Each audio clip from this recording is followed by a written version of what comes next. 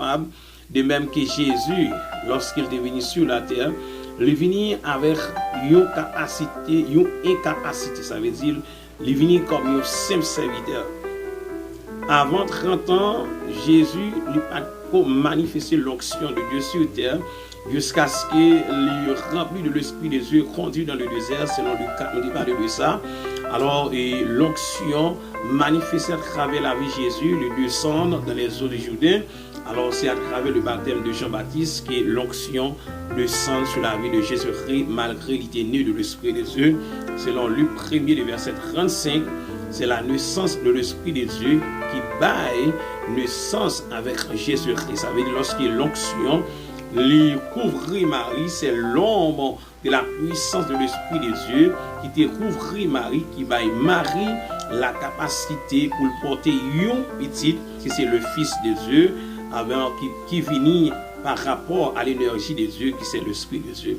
Et bien, chaque croyant qui a accepté Jésus comme maître et Seigneur de la vie, il a une capacité extraordinaire. Il est sorti de l'ordinaire à l'extraordinaire. Ça qui rend l'homme capable de vivre l'extraordinaire divin, c'est l'onction. L'onction, c'est la capacité de Dieu dans la vie de notre humain. C'est la présence même de Dieu dans la vie de notre humain. Dans l'Ancien Testament, il y a parlé de l'onction, c'est la composition de l'huile d'aromate, l'huile, quel que soit type de l'huile que Dieu demandait, il formait l'onction. Seulement les rois, les sacrificateurs, les souverains sacrificateurs, ce sont les rois, les sacrificateurs qui te recevoir l'onction. Les prophètes, pas de jamais recevoir l'onction d'huile, c'est seulement le manteau royal, c'est une passation de l'onction. Mais les rois et les sacrificateurs, le souverain sacrificateur, ils doivent recevoir l'onction d'huile de la part d'une autre personne. Ça veut dire l'onction rend l'homme capable de vanter quelque chose pour la gloire de Dieu. Ça veut dire l'onction rend l'homme dans l'Ancien Testament est capable de manifester la présence même de Dieu sur la terre. Nous dit dans le Nouveau Testament, Dieu nous a donné son onction. Même Jésus, avant qu'il y allait après sa résurrection, il dit avec messieurs, restez toujours à Jérusalem pour attendre le revêtement de l'onction. Selon Luc, le chapitre 24, du verset 49, il dit voici, j'enverrai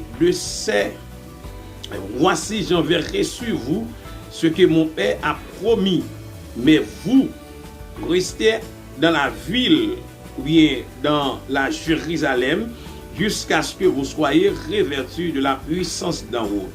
Pour qui ça que Jésus lui dit, messieurs, vous restez toujours dans la ville ou bien à Jérusalem jusqu'à ce que vous recevoir le revêtement de la puissance d'en haut.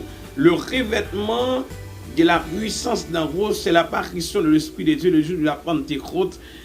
Selon Actes, le chapitre 1er du verset 8, Jésus fait la même promesse avec ses disciples pour attendre l'arrivée de la présence de l'Esprit de Dieu sur la vie parce qu'ils étaient incapables de manifester la gloire de Dieu sur terre. Ils étaient incapables pour faire ce que Dieu demandait pour faire.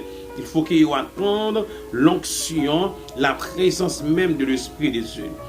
Quel que soit croyant, quel que soit monde qui accepte Jésus, depuis le même jour, Dieu le rend capable, mais il faut que croyants lui tendent, lui prennent patience pour manifester l'onction de Dieu à travers le Saint-Esprit qui demeurait dans la vie croyante. Mes chers amis, nous dit l'onction, il rend l'homme capable de vivre le surnaturel divin. Ça veut dire il connecter l'homme dans le monde spirituel. Lorsque nous nés de nouveau, nous nés dans le royaume de Dieu, nous sortis dans le royaume des ténèbres, nous approchés dans le royaume de la lumière du Fils de Dieu, selon Colossiens 1er, du verset 13 et 14, qui parlait que Dieu nous a rendus capables et nous a transportés dans le royaume du Fils de son amour. Ça, c'est l'onction de Dieu qui transportait la vie croyante dans les mondes spirituels, qui croyant est capable de des visions pour voir la gloire de Dieu, pour le capable de voir des anges, pour le capable de contempler la présence même de Dieu dans la vie. Alors c'est ça qui nous relaie l'onction.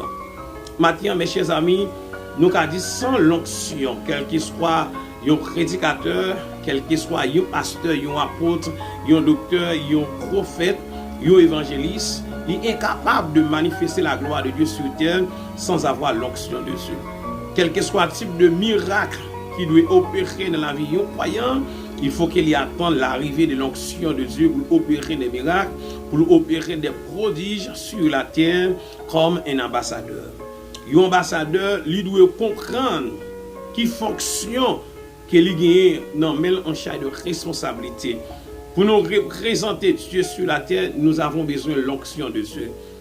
De même que Pierre, les jours de la Pentecôte, avec la descente de l'Esprit de Dieu, il manifestait la gloire de Dieu sur terre à travers un simple message. 5000 personnes sont venues à la conversion à cause de l'onction de Dieu qui te révertit la vie de ses apôtres, de ses 120 qui te réunit de la chambre haute. Mes chers amis, tout le monde qui a besoin de la gloire de Dieu, qui a besoin de manifester la gloire de Dieu sur la terre, qui a besoin de manifester le royaume de Dieu sur la terre, qui a besoin de vivre le ciel sur la terre, c'est allié avec l'onction de Dieu. C'est là qui baille l'homme dans une connexion entre le ciel et la terre, mes bien-aimés.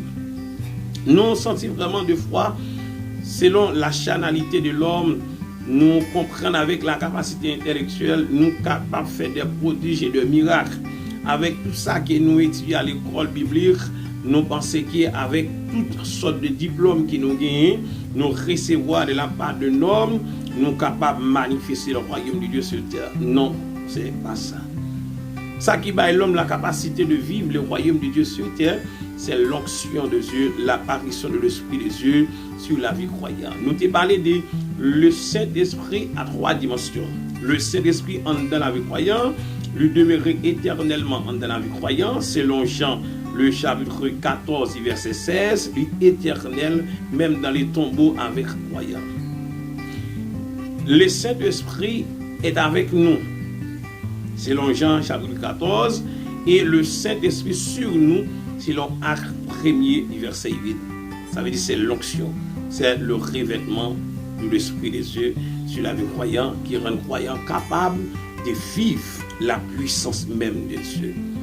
Nous sentons important, mes chers amis, pour nous connaître vraiment que nous sommes sur la terre, mais c'est vivre le ciel sur la terre. Parce que Dieu nous a bénis de toutes sortes de bénédictions qui sont dans les lieux célestes en Christ. Selon Éphésiens, chapitre 1er, du verset 3. Dieu nous a bénis de toutes sortes de bénédictions spirituelles. Qui sont les bénédictions spirituelles? Ce sont les dons spirituels. Ce sont les choses qui sont dans la pensée de Dieu. Ce sont les choses dans le royaume de Dieu. Ça veut dire les choses qui sont réservées pour nous en tant que les enfants de Dieu. Ça veut dire les choses qui sont de la part de Dieu.